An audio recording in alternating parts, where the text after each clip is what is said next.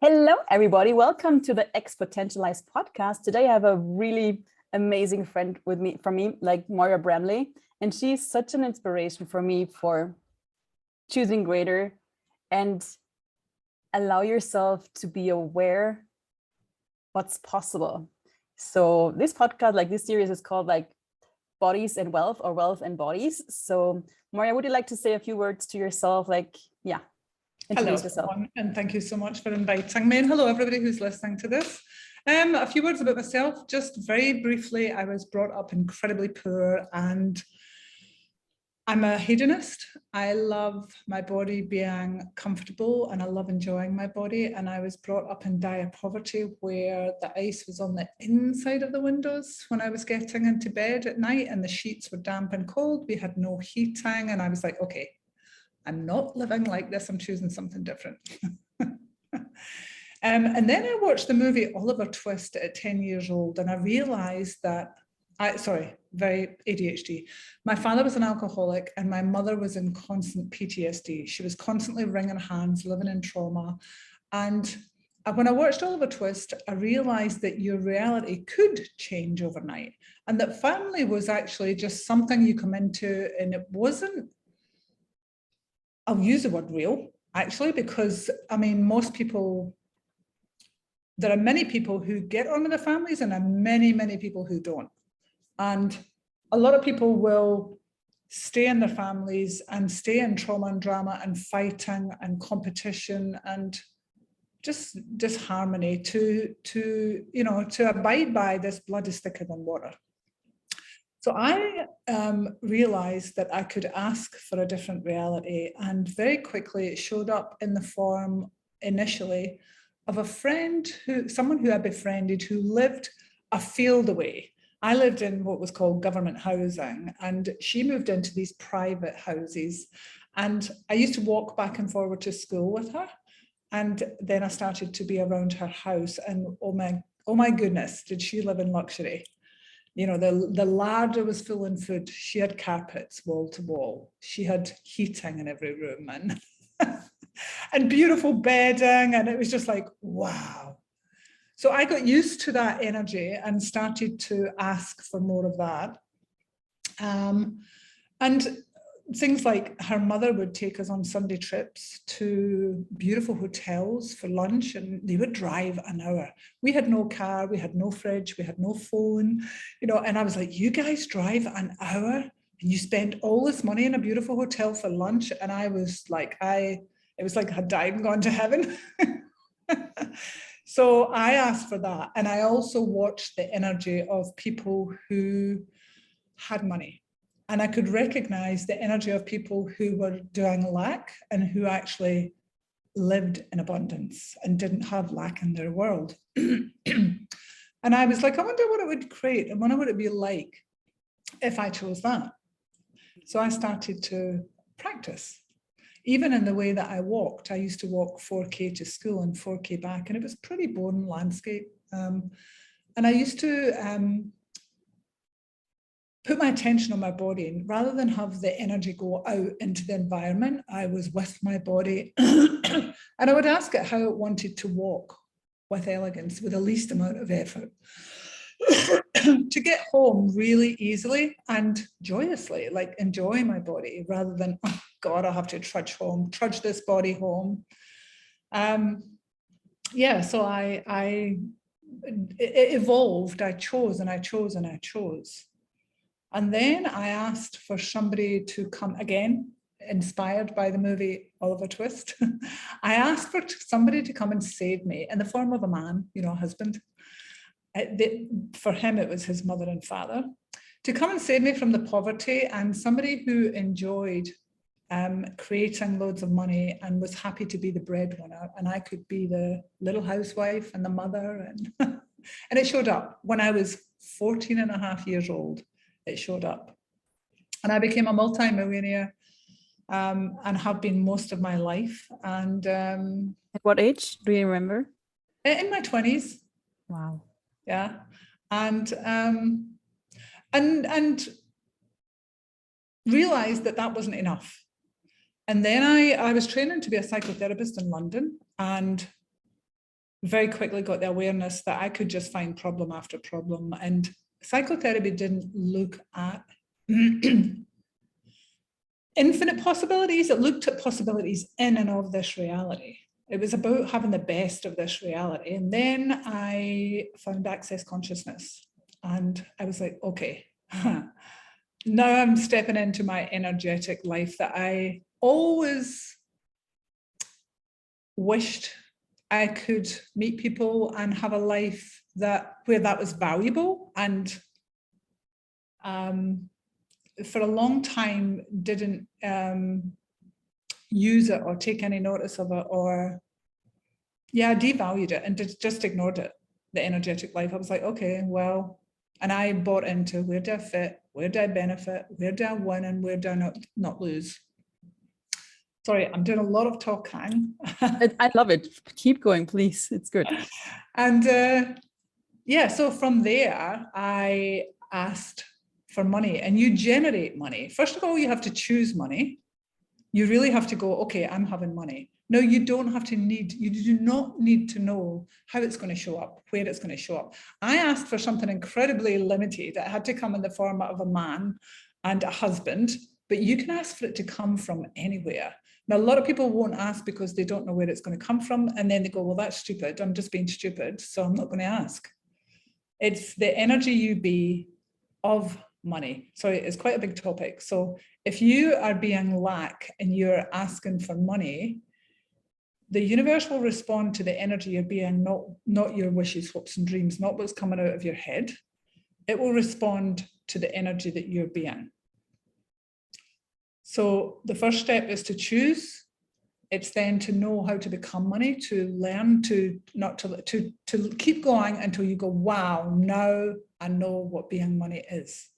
And even that is a practice daily. I mean, you can go through days and weeks and you can be being money, and then all of a sudden something will occur, or you'll be in somebody's presence who is doing lack. Or you'll do a class and the class will be lack. You know, when I say a class, I mean like I facilitate access consciousness classes. And then you'll be like, holy shit, I've got lack in my world. What's going on? And it's everybody pulling on you, projecting into your world. And you're incredibly aware of it. And you're like, oh my God, do I have enough money? Even though you have millions, like I feel poor. Feelings. Who does this belong to? So, but the thing that is, that I would love to share with people, sorry, ADHD, hang on. So yeah, okay, I'm going to come back to what I would love to share with people, even though I'm sharing all the time. So you have to be willing to ask and not know where it's going to come from. You have to be willing to be money, and then you have to be willing to receive. So there are many people who get to ask and getting to becoming money, and then yet there are so many barriers up to receiving, so many points of view, so many judgments, so much, billions of, and I'm not exaggerating, you got one judgment, you have to have another 25 judgments to hold in place. But the thing that's really exciting me, that I know is going to give people a lot of freedom, is we truly become addicted to our familiar states of being. So we have an experience which has an emotional charge. Then you have a thought about that particular past event. Then the thought becomes a memory, which then reflectively reproduces the experience. And if you keep thinking about that memory repeatedly, the thought, the memory, and the emotion merge as one, and you memorize the emotion. The body produces a cascade of chemicals, and it happens autonomically. It's like you breathe autonomically. You know, you don't have to think about it. Your body is more conscious than we are willing to be. The body breathes from the source, the universe, the universal intelligence. The body breathes because it's willing to have that intelligence and use that as the source. You and your body are part of the source, but we have so many barriers up to receiving it. So that's autonomically, literally, You don't have to be present to breathe. So living in the past renders you unconsciousness. The body is literally running your mind. The body is living in the past. Now, that seems like absolutely ridiculous. Truly, the body can live in the past? Yes. So how we act and how we feel, and I'm using my fingers to do, I'm doing quotes here, feel, because we have these awarenesses of energy, the body gets triggered, and then we say, oh, I feel. It's the body that's anchored in the past, going through these.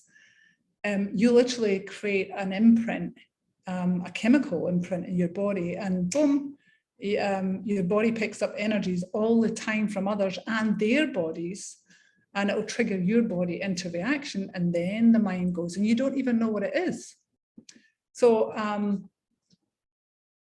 not willing to have money and being in the wrongness of money, a lot of the time it's not yours, it's not people's. I mean, there are some people, my sister can remember when she was 3 years old, sat in her buggy, and my mother was rushing to the post office to cash a government check for my father to have the money to drink, and he was being a bully, and she was out in freezing temperatures, and my sister wasn't warm enough. That she wasn't 3, I'm lying. She wasn't old enough to speak. She was under 2 and she was autistic, so she didn't speak till late. But she was trying to let my mother know that she was freezing. Her hands were blue.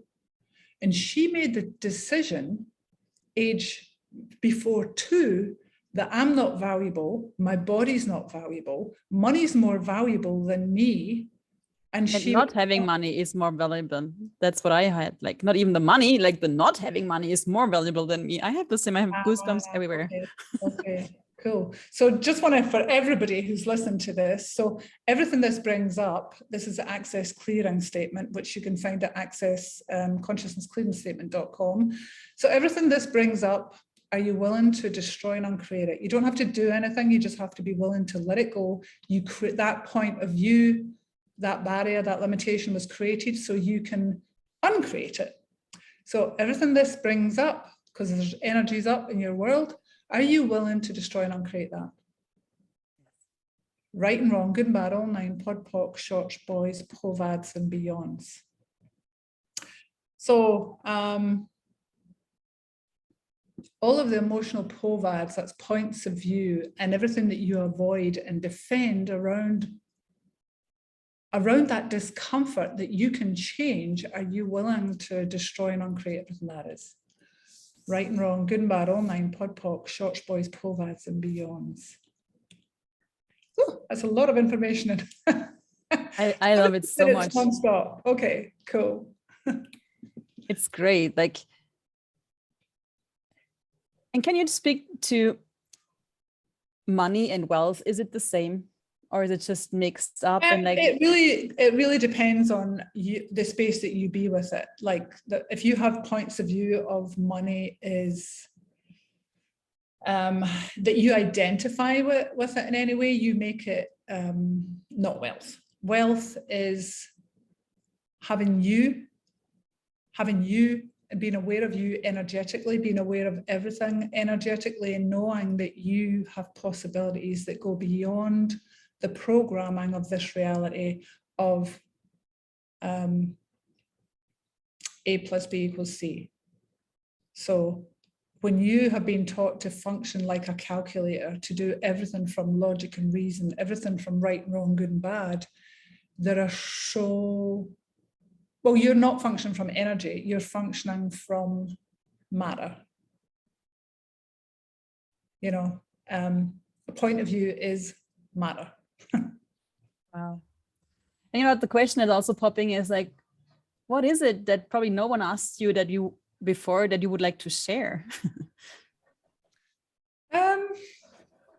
I've never gotten why. I really don't. I've never gotten why people have got so many points of view about money, because it is an artificial reality. And it doesn't have to create separation. There are many tools in Access Consciousness that show you how to come out of that. Lack, competition. It's like, if you don't have you energetically, you have to function from survival. And if you function from survival, you will have to function from the artificial intelligence of this reality, which is a full oneness. You know, you have to be connected to everybody's unconsciousness and relate to everybody in that unconsciousness. So we all function from, like, on average, 10% of our brain capacity and function, which is part of the body. And there's a whole other 90%, you know, that is you and the universe that your brain can play with, the same as your body. It's a tool and it's amazingly powerful and magical.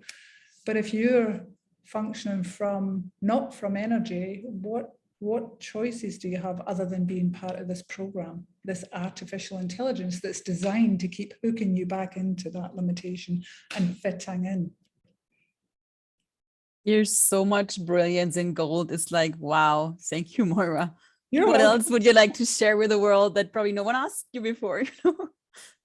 I really don't. Honestly, I've never gotten it, why people make it wrong. It's a game. It's, you know, there's warehouses and warehouses of stockpiled with money just waiting for interest rates to go up and down, for bonds to go up and down. And if you watch a documentary called, what's it called? The Ascent of Money. It's a set of 4 documentaries, and it basically explains money in this, since, you know, it was the first, oh God, it goes way back. Money used to be tablets, you know, little stone tablets, and then they started to use metals. But it, you know, it literally started from, well, I have a cow and you have some wood that I would like to use to burn.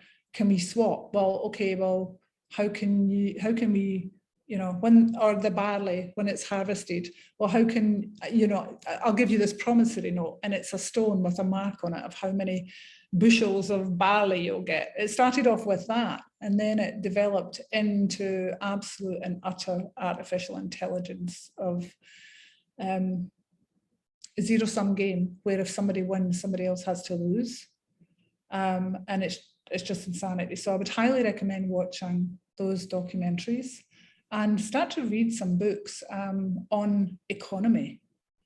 I read a few years ago a book that really perked my interest in economy and how the world is run. By the way, there's pretty much, I think there's very, very few countries in the world that are not in debts, and some of them have massive debts. Now, where is that working? Like, it's like promissory notes all over the place, and it's just absolutely insane. So the book is The Donut Economy, and there's a lot of it that I don't agree with, but it really got me, sorry, it's actually being used right now in Amsterdam. It's about not eating into the Earth's resources in a way that creates as being unsustainable. And this woman, I think her name's Duckworth, I can't remember exactly, but she was educated in, was it Cambridge? It was somewhere in Britain, where she went into economics, and she questioned it and was like, this doesn't work. Why are you teaching us the same things over and over and over? So she created this model for economics. It's a start. But that got me to really question, what would create the world being sustainable? I mean, God, this is a big topic, but it's where we buy into, oh God, big topic. It's all based on GDP, which is gross domestic product, where more is better. So it started off, this model for the economy was created for during the wars, and it was a way to measure how much the country was spending, and that was a way to measure how well they were doing financially. So it's turned into, the more a country consumes, the wealthier they are. And that is still being used today. The stock exchange and everything, bonds, it's all, everybody looks to the gross domestic product. And countries buy other countries' debts, and oh my God, it is like a game of Monopoly. And where is the earth in all of this? Like, where is the engagement with the earth? And that is none. Creation, you know, like, yeah, wow. Yeah. I mean, I'm asking these questions too, like, as really, if you get, we're infinite beings.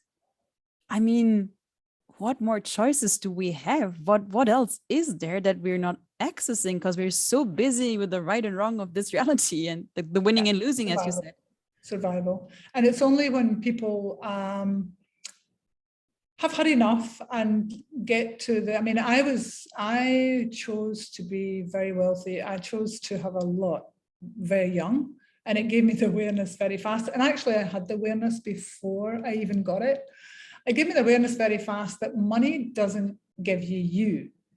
And it does as well. And this is another big topic. So when you're avoiding money, you really put barriers up to yourself. What I did was, because I asked for my husband to create it and I didn't get that, I was actually the one that was generating the money. He was instituting everything, but I was the one asking for more all the time. And I didn't get that I was being what I was being with regards to money. So how many of you people out there are contributing to your husband, your wife, your family, because you really are asking for more money and you're generating that energy? That's an ask, you know? So, sorry, there's too many threads here. I'm kind of losing the plot, but where do we start? I've gone. This, by the way, attention deficit disorder is it's a capacity, by the way, guys. So if any of you guys are going, oh my God, she's stupid, she's losing, it's a capacity.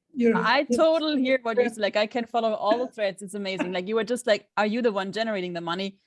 Like, are you the source for the money, actually? And it gives you more of you, like you said beforehand. Oh, yes, you. So what I did was I gave up my I was like, I'll just be a housewife and do dinner parties and be a mother. And I was doing the best of this reality, and I was dying. I was incredibly unhappy because I gave up the awareness of me as an energetic being and the awareness of everything as an energy.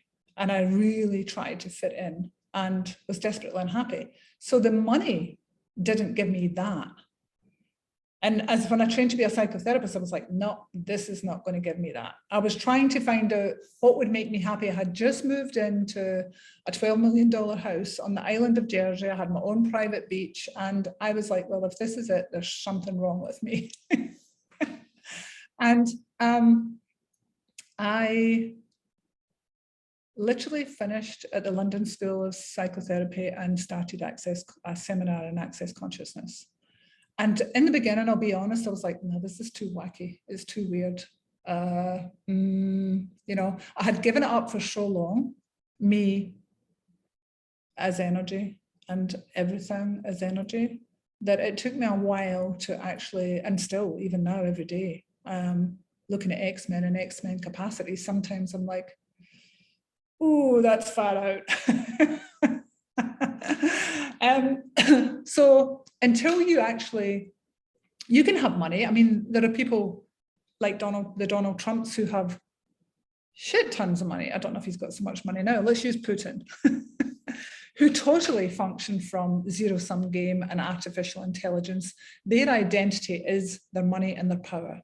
To them, money is power, but it's power of the artificial intelligence. It's power over other people. So they have money literally because all their energy goes into money, money, money, money, and they're willing to have it. So it confuses people, you know.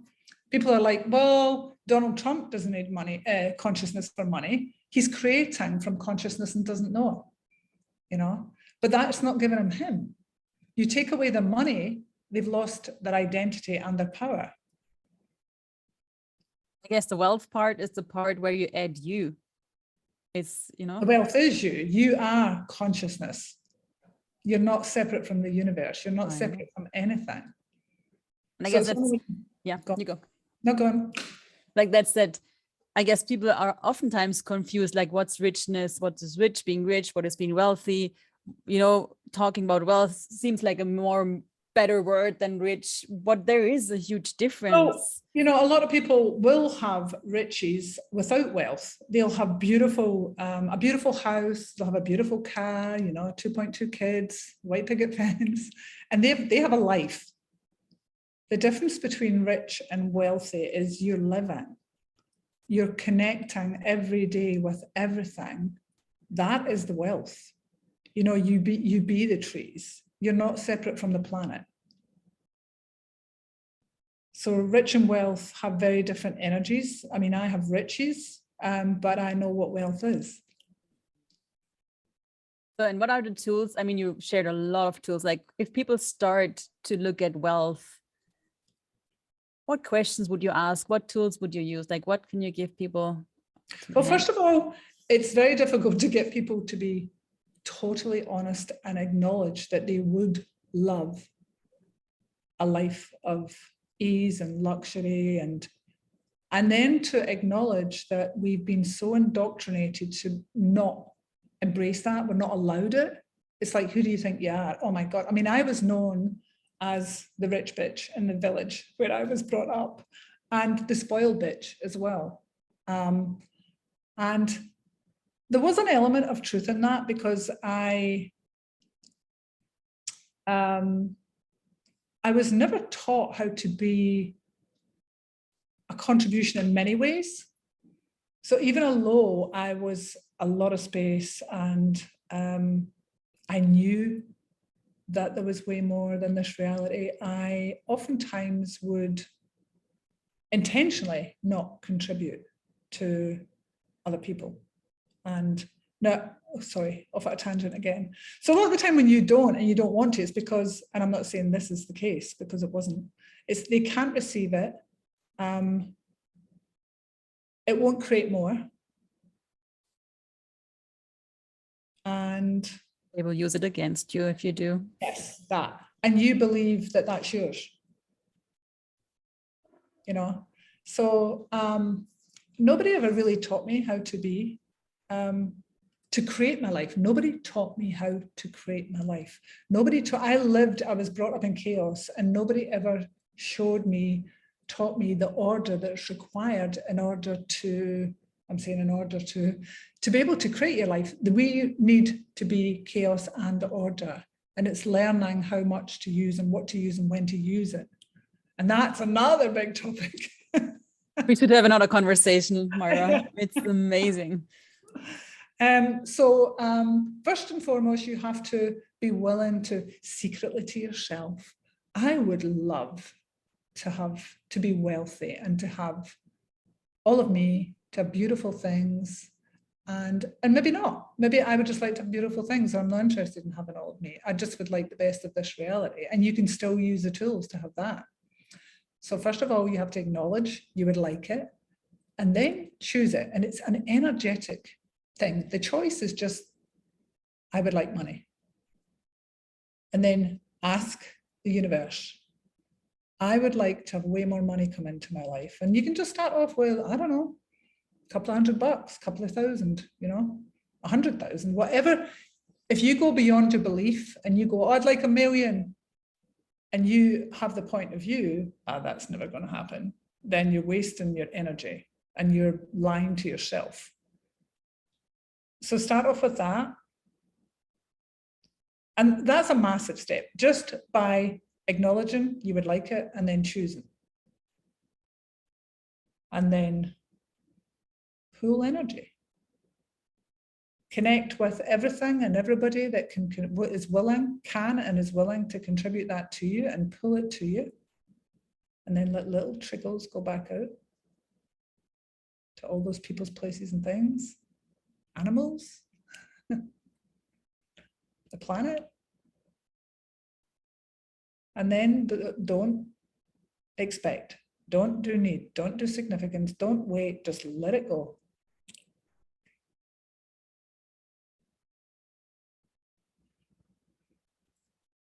You're such an inspiration, Moira. I'm so, so grateful. Wow. You're welcome. Thank you. So thank you so much for your time, for your, like, I would re-listen to this like a bunch of times. There's so much in, holy shit. Like, yeah, I wonder what can start to change if you start to choose different and more of you, even if you have no idea what that is. Like, that's what I'm seeing. A lot of people think like, I'm choosing me. No, you're choosing what you think you are, what people have projected. And that's nothing to do with you.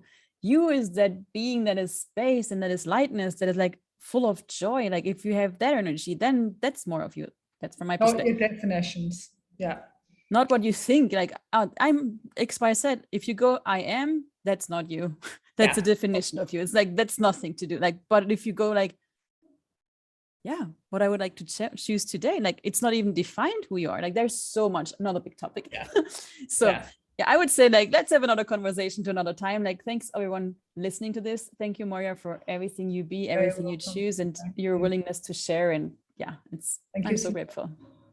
Bye, everybody. Ciao.